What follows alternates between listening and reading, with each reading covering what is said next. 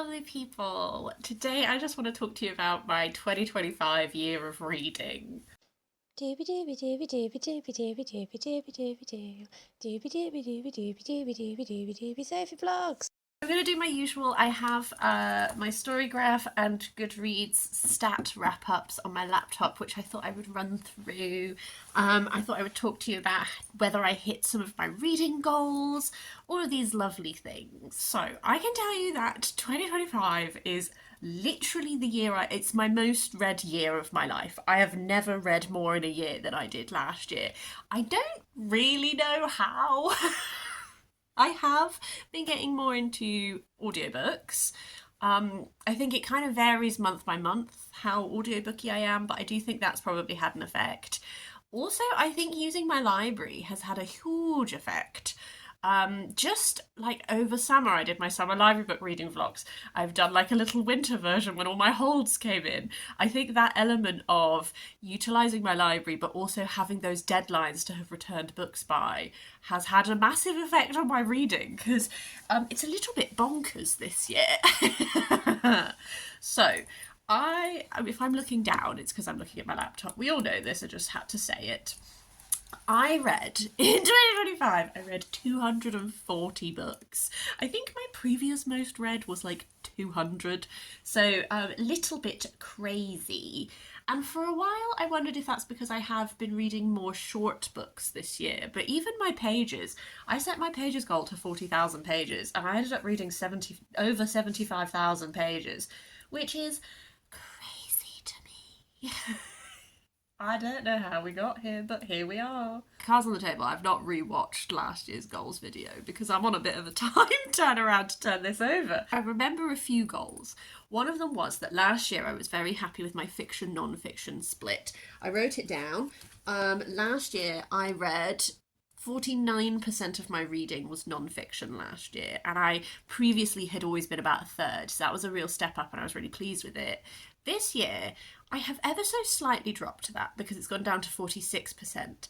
But actually, I looked at the numbers, and in 2024 I read 105 non-fiction books, and in 2025 I read 108. So even though that percentage has dropped down, I actually read the same level, like just a little bit more non-fiction than I did in the year before. So I'm very, very happy with that.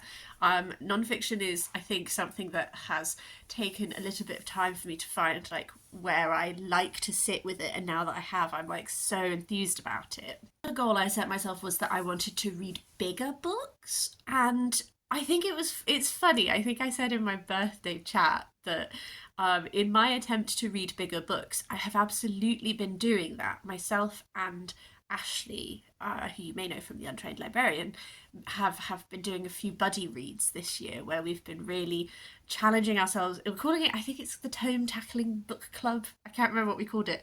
We've got a little spreadsheet and everything.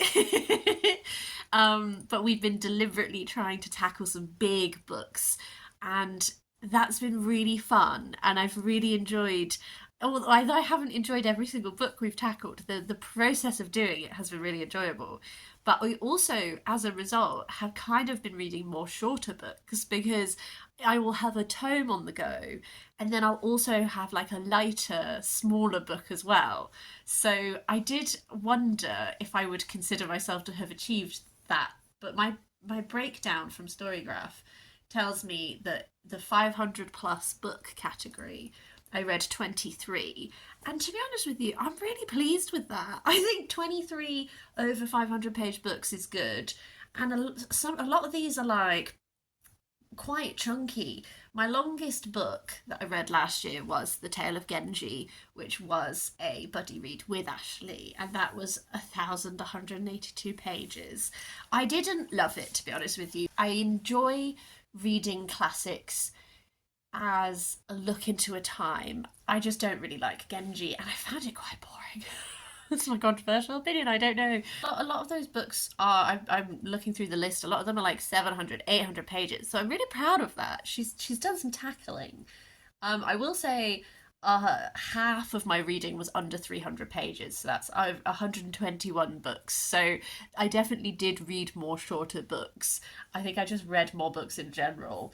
The shortest book that I read, Goodreads tells me, was The Machine Stops by E.M. Forster, which is only 35 pages, but those 35 pages pack such a punch. I could not recommend this little short story more. I thought it was so powerful, and I'd never realised that E.M. Forster had dabbled in sort of science fiction, like speculative fiction.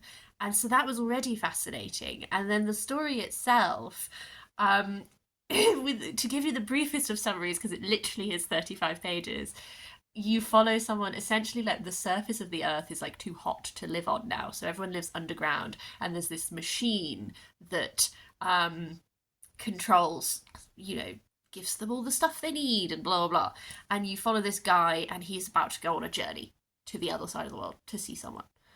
No, sorry, it's his mother who is going on a journey to see him.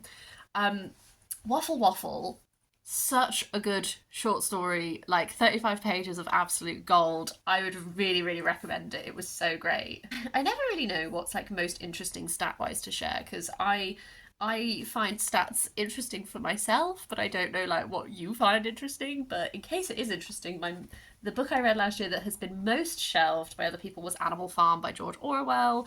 Another classic, iconic piece of literature. It was fun to read it, and there's so much of it that has entered popular consciousness, but there's always that thing when you read the original text that you're like, oh, there's a few more elements here than you might know. I now understand a lot of the context for these quotations and all that kind of thing, so I enjoyed that. And then the least shelved book that I read was the Welsh translation of Snoopy book that I read for Dewey-thon, which is my first time reading a book fully in Welsh. I say a book, it's like Snoopy comic strips translated. But I was really proud of myself. I'm not actively learning Welsh at the moment. I'm learning German. So I find now when I try to speak Welsh, I will start in Welsh and then end in German because my brain is a little confused. That's another thing actually. This is my first year where not all of my reading has been solely in English. I read some German short stories as part of my German learning. To be honest with you, they weren't very good, but it was a great exercise for learning the language. And I read these Welsh Snoopies, so that was really exciting. And then the highest rated on Goodreads book that I read was King, A Life by Jonathan Eig.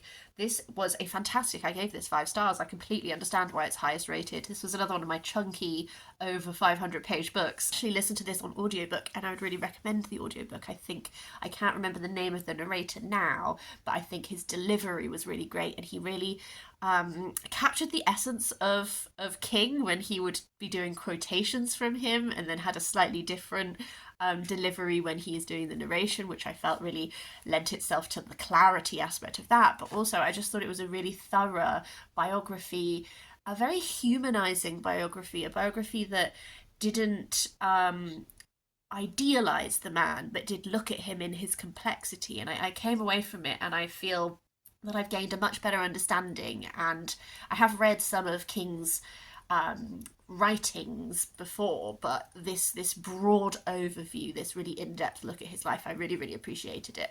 Big moods, I feel like my top 3 reading moods are always the same every year. Reflective, emotional, informative. That's because all of the non-fiction I just mark as informative. Top genres, my top 5 genres are history, so to the surprise of no one. Classics. I definitely had a classics year. I really, particularly at the start of 2025, had a lot of classics. But it's really, particularly I think my buddy reading with Ashley, we've been tackling classics, but also I've just been in a real mood for trying classic lit again, which has been quite fun. It is fantasy, which is also fairly spot on. I think I don't read as much like classic high fantasy as I used to, but I think a lot of my reading falls somewhat into the fantasy bracket, in that when it's fiction there's stuff that is like outside of our reality going on and that kind of stuff. Literary is up there, which I think would also reflect I've been getting into a bit more lit fic this year. And then historical and I'm gonna have to continue. Historical, I think historical is the fiction version of history. I don't really understand why I have history and historical. I just count them as one. And then also LGBTQIA+, which, And then art is just underneath that, which I feel like that's very reflective. You know, I've been getting very into my arty books. Most read authors has been interesting actually, because I think I have previously always said on these wrap-ups that I don't tend to read the same authors very much. Like over a year, I tend to read the same authors a lot over my life, but only like one or two of their books a year. That has completely changed this year. I've had a few authors that I've really like deep dived into. My most read author with 8 books this year was Tove Jansson, which makes perfect sense because I've got very into Moomins this year. There is the spirit of Moomin books I find so compelling. The family element, I love them. So as well as reading Tove Jansson's Moomin series, I did also read the summer book by her, which to be honest with you, I just thought was fine. It didn't blow me away, but I understand why some people do adore it. And then I did not count it in this count, as I also read a biography of her, which was very interesting. After that is Janice Hallett with 6 books. Have I read every Janice Hallett book this year? I can't remember. I think I might have read no, because she has some kids books. I have read at the very least all of her big books this year. What I've enjoyed about exploring Janice is the form is extremely accessible because it is this mixed media. It's kind of epistolary in that it's like emails and WhatsApps and that kind of thing. It's so quick to read. Honestly, most of these Janice Halletts have been like a day, 2 days. Like, it's so zippy. And what I really have grown to love about her is I love the way that she paints people. She, I think, has that ability to capture, like, sometimes groups of people, like those power dynamics, those relationship dynamics. Sometimes someone is kind of suspicious and then you realize they're just annoying. They haven't done a crime. They're just like an annoying small town person who has too much power in this community. Or, you know, like those like interrelationship things. I just think she paints that in a really fun way. Some of her books I've enjoyed the actual like mystery element and like plotting more than others, but I just find her really fun. So that's been really nice to explore. With 4 books each, I have William Shakespeare and J.R.R. Tolkien. Shakespeare, I got very into Shakespeare in the first half of the year, which is where I read all 4 of these books. Prompted by, I listened to Twelfth Night on Twelfth Night, and then I read Antony and Cleopatra with my friend to discuss it, and so then I've dabbled in a few Shakespeares. I would like to do more Shakespeare this year. I am trying to read all of his work, just, you know, across my life. The other ones I did Richard II, which was prompted by Helen Castor. I watched a talk by her for Gloucester History Festival where she talked about her book that was Women's Prize nominated, The Eagle and the Hart, is that what it's called? Which was about Richard II and all of that. And the way that she discussed, there were a few lines from Shakespeare that had been influential and that she quotes in the talk, and so I wanted to read that. And then I also read King Lear with my same friend that I did Antony and Cleopatra with. So those were all 4 of those were very interesting, like prompted by something reading moments. So I'm definitely I think I've read a lot of the big hitters by now, and so I'm starting to delve into more of the like history plays, that kind of thing, just for like an exploratory moment. And then Tolkien, I love Tolkien. 2 of these 4 were my, I'm doing my 3rd go round on Lord of the Rings, so listening to the audiobooks by Andy Serkis, who is just a great audiobook narrator. So I've done Fellowship and Two Towers this year, and I'm on the hold requests for Return of the King. The final 4 I'll talk about have all got 3 books each. So that's Kazuo Ishiguro, To the Surprise of No One. Only read 3, but all 3 of them I've had such a fun time. I've really like got on board with Ishiguro this year. I love how he approaches genre. I love this unreliability aspect to his work, and I have like 3 more to read that I like physically own that I'm definitely going to try and do all 3 this year. Malorie Blackman, again, was a very start of 2025 moment for me. I listened to her memoir, the audiobook of it. Again, really, really recommend that. It was brilliant. I think that we definitely have an overlap in like our political beliefs, but also just everything she was saying about the importance of education to children, the importance of opportunities to children, that kind of thing, I just feel so strongly, as well as her having had an interesting life. And then I started reading the oh my god, what's the name? Noughts and Crosses series. I read the first two and really enjoyed them. I DNF'd the third one. I think audio is not the way to consume that one for me because there is a child narrator and I found the voice so annoying. So I need to get that one. If I'm going to continue the Noughts and Crosses series, I need to get them out of the library physically and not out of the library via audiobook, was the realisation I came to. Sylvia Moreno Garcia, she usually is on my most read authors because she is an author who I am consistently reading up. I think I have enough left of her that she could be on 2026 most read, and then I'm going to have to start rationing. I think I'm only just going to be able to read them as they get published after that point because I'm running out of backlog. And then Kat Dunn, I love Kat Dunn. I finished the whatever the name of the Dangerous Remedy series is, the Battalion of the Dead, I think it's called. Great YA trilogy. I always say, if you like Six of Crows, I think you should give Dangerous Remedy a go because it has the element of a ragtag crew doing heists, but it's not, it's its own entity. It's not a copycat, anything like that. I think the dynamics of the crew are fun. I think the French Revolutionary setting is excellent, and I think the plotting is great. I think she really draws out moral conundrums as alongside this time in history that lends itself to the fact that there are not easy moral answers and that kind of thing. I also read Hungerstone by her, which I enjoyed but I didn't love. Oh, actually, I also read Bitterthorn. Those were the three. I finished The Battalion of the Dead. I read Bitterthorn and Hungerstone. Bitterthorn is very much almost like a gothic sapphic fairy tale sort of vibe. A little bit Bluebeard, a little bit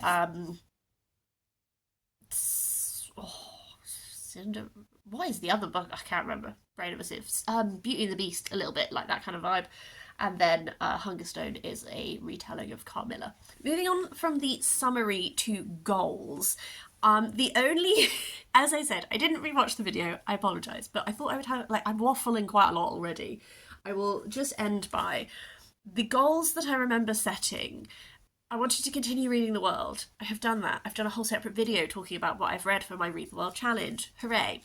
My other main goal that I've really held on to was to make progress with some series that I was reading. I set myself the specific goal of finishing 5 series, and I achieved it. Yay!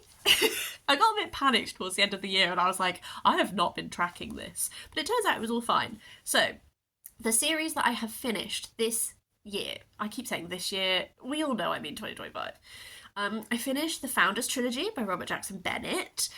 First book, Foundry Side, 5 stars for me. Loved it. Had more mixed feelings on the other 2 books. On the whole, I think that Robert Jackson Bennett just has such, ideas and vision, and I think it's so cool. I didn't always love some of the execution, but I do think that it's, a really fun, solid fantasy series, and I would be interested in reading more of his work for sure. As I said, finished the Battalion of the Dead series by Kat Dunn, hooray. I finally finished the Wayfarers series by Becky Chambers. I was holding on to that last book for a really long time because I wasn't sure I was ready to let it go. I think maybe the sort of soft, cosy sci-fi side of it is one that I'm maybe not as attached to now as when I first started, but I did really enjoy The Galaxy and the Ground Within, and it was a nice end to the series, and I'm glad that I finally read it. I finished The Book of Tea by Judy I. Lin. I read that second book for Foodie February because it has this wonderful magic system in it that is sort of based around tea, and by using different ingredients you can brew these teas that give you different powers, and that was such a wonderful aspect of the world. I was a bit disappointed it's a duology, and I was a bit disappointed in the second book. However, I think part of that was that I read it very close to Spin the Dawn by Elizabeth Lim, and I felt that the 2 books had sort of quite a similar plot structure going on and that kind of thing. So I actually think that I would have liked the Book of Tea A Venom Dark and Sweet, I believe it's called. I think I would have liked that more if I hadn't read it so close to Spin the Dawn. So I want to caveat that I think that the Book of Tea duology is still a really fun fantasy. I think it's got a really interesting magic system, that kind of thing. So it's still good. I think the timing maybe made it slightly less good for me. I finished The Nightborn Duet by Carissa Broadbent. This was my foray into romantasy because some of the romantasy girlies at my work, we've got like a little reading group that we're doing. I liked the first book more than the second book. This happens so often in my life. It's incredibly readable. I found the vampire world building quite interesting. I found the second book was fine, and I don't know if I'll read it if my friends want to read it, but I'm not super like fussed.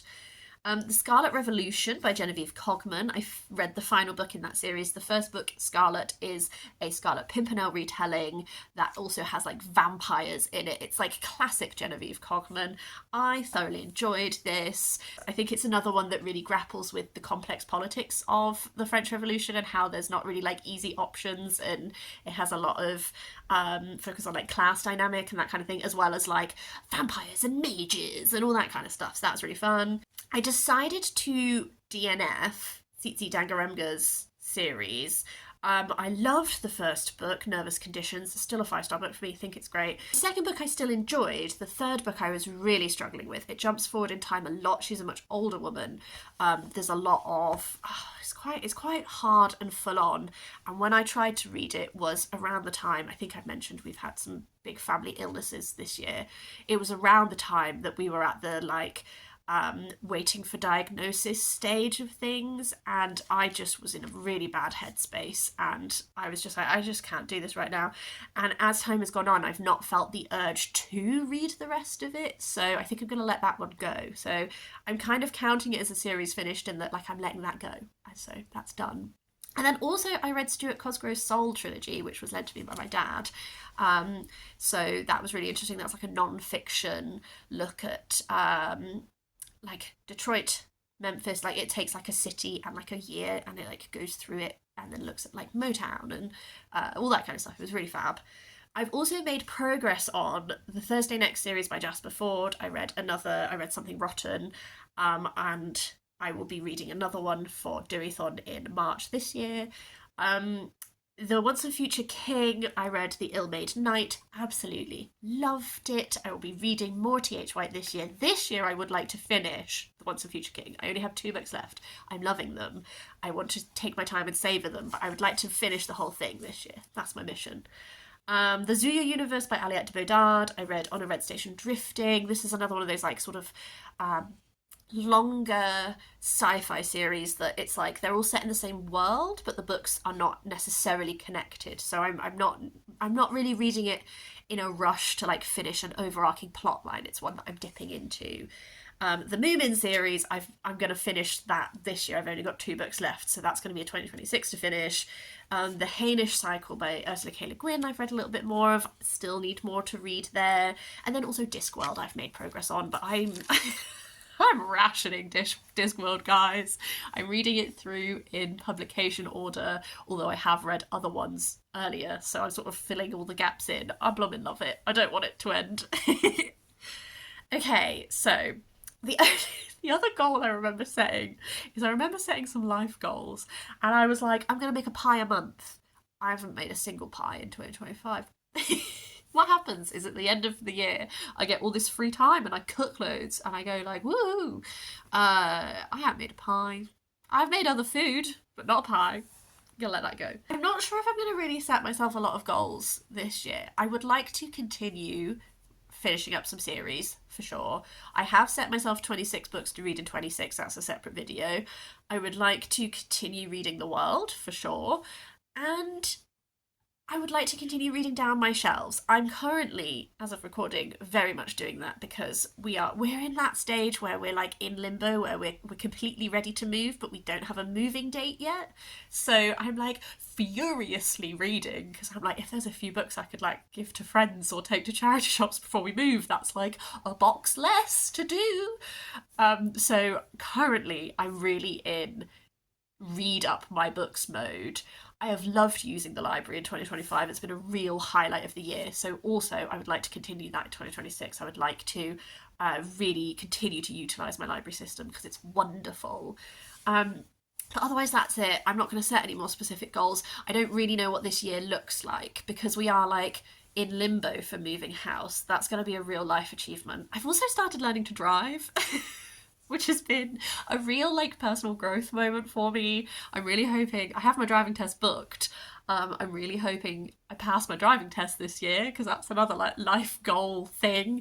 So I think maybe my life goals are less like make a pie a month and more like buy the house and learn to drive. But you know, that's good. That's good. Yes. Anyway, it's probably been quite long. Apologies. She waffles. I hope that you've had a lovely reading year. I would love to hear like any standouts from your reading year, any like goals you set yourself that you like really enjoyed doing, that kind of thing. Um, yeah, let me know any thoughts in the comments down below. But otherwise, I hope you're having a really lovely day, and I will see you next time for something different.